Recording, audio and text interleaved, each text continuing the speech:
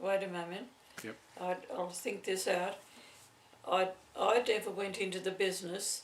He was hairdressing, and he had an opportunity to move into this business in the arcade, and he had a shop in near Lowe's, and he had an employee that was robbing the till.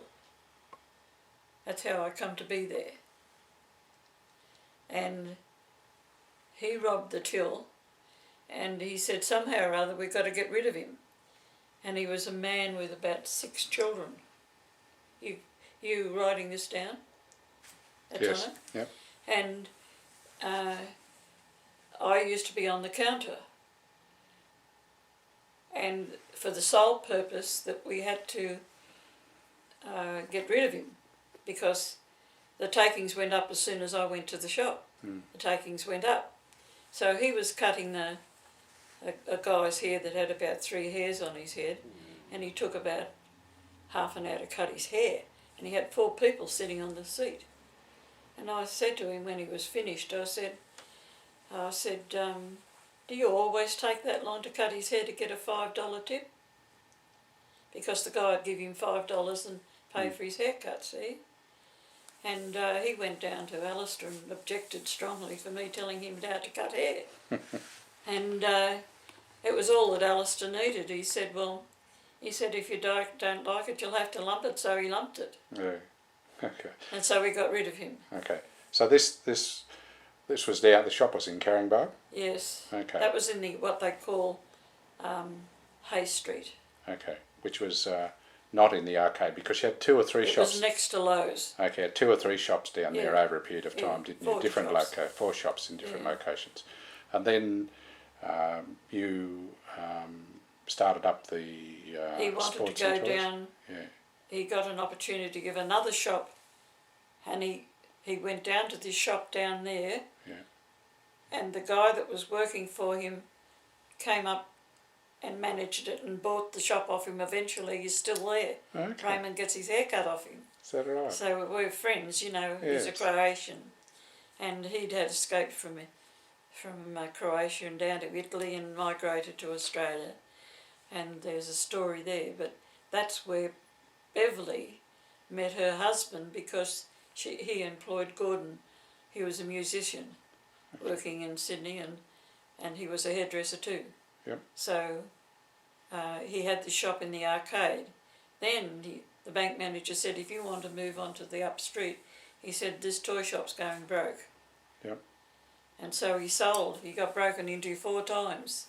Down in the arcade, they'd just take the whole pane of glass out and walk off with the cigarettes and whatever. And then we had the arcade place, and we made a lot of money there, and that was a thorn in his side that I made more money than him, because I ran that business, and he ran the hairdressing business, and they weren't together. It wasn't practical tax-wise. Yep. Well, however, we always had tax. We always took our paperwork for tax. And I built the business up from nothing and finished up. I was with 13 other shopkeepers, and we could keep our prices down and put on specials. And I specialised in quality, not like Woolworths toys, not toys that the big shops were doing, but what I thought kids would like. And I did a very good trade. I had a good business. And then I went in for trains. That was a craze, and airplanes, little airplanes, and fixing them and whatnot. And then actually when he died, no, he retired. We decided when Stephen did not want, we'd put Raymond through university, and because he'd been hit in the eye with a guy next door with a slingshot and blinded him in one eye, and I said, well, he can't, with, his brains, and he went off the tracks a bit, as you know, and got him with bad company, and we got him up. Your mum looked after him, and then Lola looked after him, and then Doris looked after him, and he finally got his act together when he went to the high school and got such a good pass in the school. They told him he could do whatever he liked with his IQ, so he decided that he'd do Marine, and he got 3 years, got married, had 3 years in as a Marine, and wanted to go. We knew the guy that was taking them fisheries down to Tasmania. They decided to shift to Tasmania, and his first wife wouldn't go. So he come home and he didn't know what to do, and finally she was an alcoholic. He didn't know what to do with her. He didn't understand alcoholism, and her mother was, her father was. They were never without a beer in their hand. So very sad. And he's had a sad life, Raymond. And she was a good-looking girl, and she walked off with the 2 kids because she wanted to drink. I used to go and babysit the kids while I went and drank. And he'd sit there all night, you know, with a glass of lemonade in his hand. And anyway, she cleared off with a girlfriend up bush. And then when that all fell through and she wanted to come back, he said, I can't. Yeah. He couldn't. Okay. So he finished up. They got divorced. He gave her everything. Everything she asked for, he got. Okay. Then we put him back through uni. Okay. I think someone was telling me that you knew a lot about the the Livingstons and arriving in Australia in Newcastle and their progression up to the North Coast. Maitland? Yes. Maitland? Can you tell us what you know about that? Well, when they came to Maitland in the ship that they came in, it's an interesting story that they migrated from Scotland. They came down wherever they were migrating from. They came across in this boat to Australia from Scotland, somewhere in Scotland. And when the boat got to Maitland, they had a storm, and it had swollen all the decks. And of course the ship's master was pretty bright. He asked for volunteers. And so the volunteers had to get this hold with all the people that were down there with no water and no food. And there's families down there, so naturally the guys that had been up top got them out, and he broke his back. Okay. And so when he landed, he was in hospital, and she had, about 8 kids? Okay. So these were Livingstons, were they? Yes. Okay. Okay. Yes. Livingstons? Yes. And they finished up. She walked to 8 Mile Plain, and you could get a passage granted to you if you were going to help clear land, which he was going to do with his brother. And when they got there, they said, well, we can't support a family, and they're too young to be of help. So the kids got farmed out to help on other farms, and they gave them the shed to live in, and that's where they lived. And for sustenance, which finally she was able to get something, she walked all the way back to Maitland and had to hide in a storeroom because a woman couldn't walk around on her own or be in a bar. And so they hid her in the storeroom, and she came back. And the Donovans today, he was a Livingston. Okay. Is that where this information has come from, via the Donovans, is it? No. They had the same information as I'd got. Yeah. And see, when they went to Livingstone's, and the boys finally got a horse and cart. Yes. And they went out to the goldfields and made some money. Yes. And of course grew the vegetables and made a profit on all the goods that she got and she'd get a percentage by taking this stuff out with the kids to the goldfields. And so when she got a bit of money and they opened up the Richmond, no, it wasn't it was the Clarence. When they opened up the Clarence, he selected some land, but he put it in his name, not his mother's name, and she could only speak Gaelic. She had a hard time getting people to understand. Although she learned to speak enough to get by. Yeah, I presume there were other Gaelic speakers about too. There would have been. She spoke Gaelic better than anything else. So they had land that was on the river and on the highland and the lowland, and it was called Clarenza. And Pamela and I have been there, and we've talked to the people now who've got it, and it's a heritage place. Another story. When his younger brother, and they had all these girls, 5 of them I think, and the younger brother farmed the land when the older brother decided that he would have grazing away from there, and it ventured up to the other side of Clarke, and Alistair reckoned you couldn't flog a 3 on the place in the best season, let alone the worst, and he went broke. And the younger fellow, who had kept the farm going, had saved his money. He was real tightwad, he was.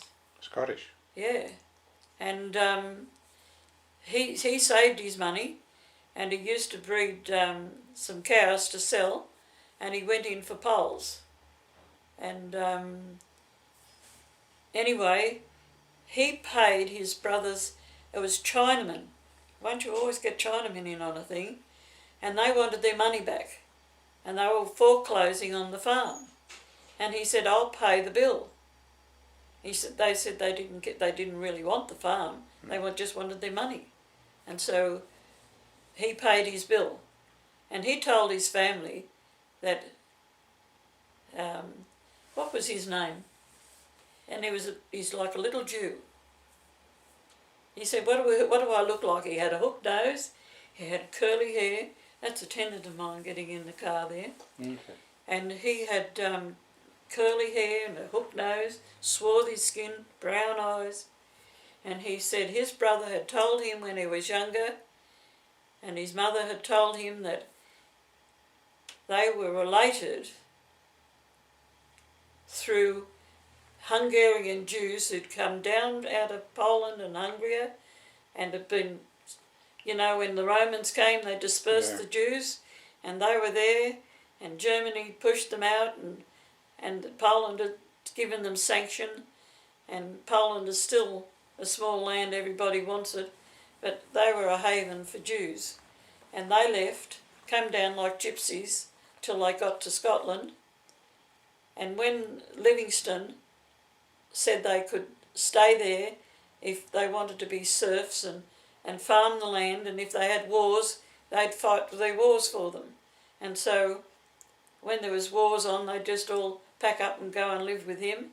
And they call themselves Livingstone after the guy who took them in. But he said their name was translated from Llewellyn. So he said, if you can get a Jewish run-in on Llewellyn, he said, you've got it. Well, now, lo and behold, along comes this Donovan, whose mother was a Livingstone, married to a Donovan, could tell you the same story. And they picked up on the genealogy. And I gave it all to them, and I've got the files that they made up for me out of my genealogy. Yeah. Very interesting. It is. It's amazing to know what your roots are and what makes you are as you are. That's right. I'm Irish. And run a bit away with the tongue. Don't cross me. I'm a bad enemy. So just on the issue of the Irish, when did your forebears get to Australia? And they came from Ireland, did they? Tell us a little bit about what you mean. They came on the Neptune. Okay. And they landed here in 87, I think. They were 87. They weren't That's They 1887. paid their way. He was a wheelwright. Okay, that was 1887. Yeah, Okay, yeah, and they came in and lived around the rocks. That's Okay. where they lived. okay. So that was originally from Ireland. Do you know where in Ireland they came from? Yes, they came from Kerry, Yes. Shannon River. They talked Yes. about the Shannon River, and my mother, her lineage come from Longford. Yes. Don't know too much about that. Where's Longford located? Well, Kerry's down here, Yeah. and the island's there, Yeah. and Longford is up here on this side. Okay. So how north, on earth? North of Dublin. Yes, they came this way, and Yeah. this family came this way through Cork. Yes. I don't know how her family got here. It's interesting. We were in Ireland recently, and we went into some old graveyards around there. But it was like looking in a graveyard at Clarke or anywhere. The names were so familiar. It was amazing, amazing experience. Okay, well that's interesting. What else do you know about that period of immigration? Do you, how many did they come out as a family, or did they? Well, when they came out as a family, he'd been married once, and his married wife had died. She was a Daboon, and I've got all the actual Yes. dates in my work there, but I've passed it on to Pamela now. Yeah. Some of it evades me. I can go and get the books. Sure. No, that's okay. But when his wife died, he wanted to emigrate with the wife that he had, and I think he had 3 children by his first wife who were on the boat. Okay. And the wife that was on the boat had a child on the boat while she was on the boat. Yep. And it took him 6 months to come out here. And it just eludes me in my mind at the moment whether he had more children older at the time. But I know one baby was born on the boat, and he had 3 of his previous marriage. And I think we've traced them too. Okay. All right. Yeah. Can we go back to something which, from our side of the family, looking at yourself and Alistair and their period of life? I mean, Alistair was a Clarke and played football, and there was a period of time where he owned a dog track, and then you moved into the church. Can you tell me about that transitional period from when you became a church member? Yes, well, he was an SB bookmaker, and we had dogs of our own, Lock and Bar, and they were better fed than anything you'd ever like to see. And we used to go and race them down at Wollongong, and I had to lay the bets off. We went through Bathurst and all those sort of places, racing dogs. Hated it. I hated horses. I can't stand horse racing. They look to me as if they're standing still. But anyway, that part of my life I did it because that's what he wanted to do. And we finished up that he was an SB bookie and laid off the bets for a fellow down at Cronulla. And I was the one who had to lay them off. And when they get too much on the books the books in Sydney, you know, they have to get rid of some of the money, and they have these smaller bookmakers. And so Alistair was in the middle. And there was a police case of corruption through the police. And they used to tell him if they were going to raid the place. And of course you never had anything available for them. But when he moved from the shop that he had in the top of the town down to the one that was in the middle of the town, he left me in the shop one day and said, I'll just take the money out of the bets and put them in the box and put the betting slips over in that box. And lo and behold, this knock on the door comes, or 2 or 3 policemen walk in, and they said, well, where's Alistair Clarke? And I said, he's away. And he said he knew I was coming on the side. I said, did he now? And I had to go to court, and I had myself fingerprinted, and I had a baby. and I had to go to court. And I wasn't very happy with him for telling lies that he knew that they were coming, but he didn't want to be the one caught. So he let me take the bunny. And that changed me a little bit, as far as I didn't trust him anymore, and I found out later that he'd actually mortgaged this house. When he died, I found out that he had lied about that too, and he'd had it in his name. And I said to him one day, when things were getting a bit bad, I said to him, well, I said, I know that I can keep my family. And we had an argument about it for the first time in our lives. And I just stood up to him and I said, I'll walk out with the kids. I said, you put a debt on this house. No way. He did some funny things with his money. Went bankrupt. Virtually. He went into car sale yards. Turned grey overnight when he lost all that money. And I never said I told you so. And so, all the give and the take in marriage has stayed, but it's once there's deceit there, you're just very careful. You are careful, and so that was a little rough time. And I stayed on in the marriage, and we'd had all the kids by then; they were grown up, and actually Sharon and the two youngest children were champion swimmers, and they had to make a decision. They were breaking state times, both Michelle and Sharon. And I said to them, well, you watch when you see these Olympics. They win by 1 second. And I said, I'll take you and I'll do it and I'll follow through it. It's up to you to make up your mind. And Michelle said, oh, I don't want to do it. And Sharon said, oh, I don't either. And they had broad, powerful shoulders, and they still were very good swimmers. And the school won everything in front of them. So, the decisions that people make in the life. And when he was bookmaking in the top shop, he went down to the bottom shop, and that's when they booked him for book that. And he had this dog track down the road, and I wasn't very happy about that.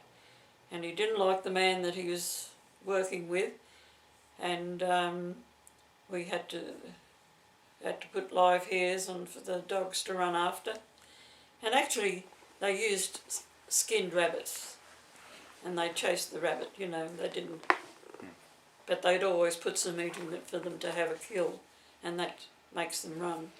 But along comes the missionaries, and they knocked on my door first, and I was very interested in the Herald. Had an article on white Indians. Never heard of that before.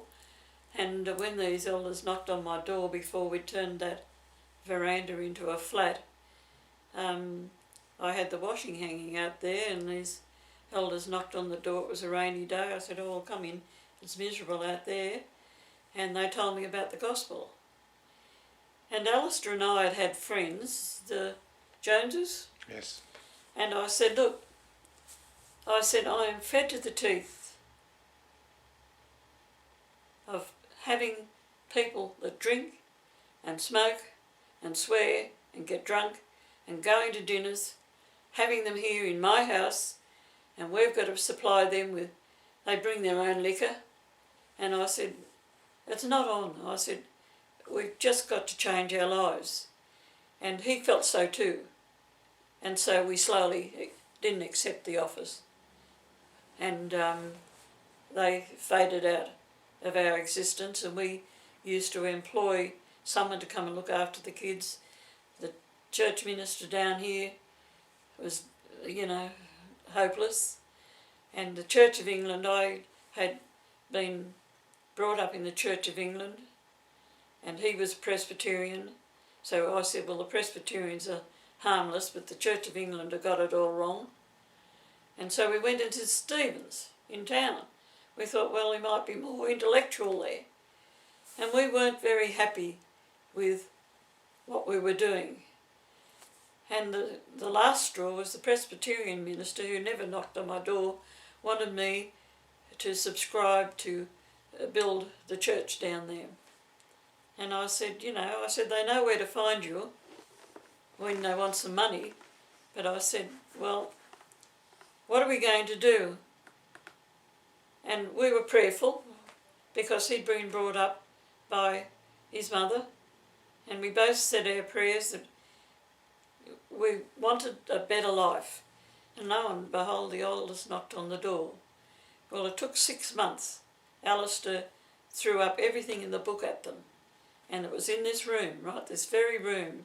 And one of the elders said, well, they were allowed to take their time because Australia was in the basic change of setting up stakes, and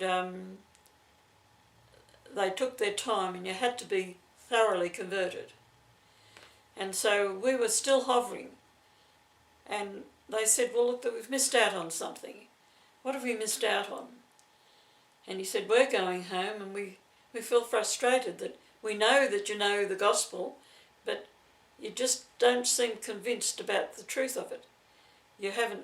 They said, have you said what we asked you to in the first place? If you actually knelt down as a couple together and prayed, is it the truth? And I said, well, no, we've both said our prayers separately. And I said, my husband's very concerned that he feels that you've got a lot of truth, you've got a lot going for you. And he said, it's got to be more than that, you've got to have a witness. And so he said, we'll leave it be, and you pray about it. So Alistair and I, one night when we got the kids to bed, we said, well, tonight's the night. With real intent. It tells you in James 1, kneel down with real intent and ask if things true, and it will be revealed unto you. I nearly fell off my knees. I was overcome. And Alistair almost fainted. And I said, my goodness me, when can we get baptised? And that is how every member of the church, and why it becomes so strong. It's one of the leading churches. With Romney is now representing the state of Utah in Congress over there. And we have a prophet in the church who guides and directs us. Okay.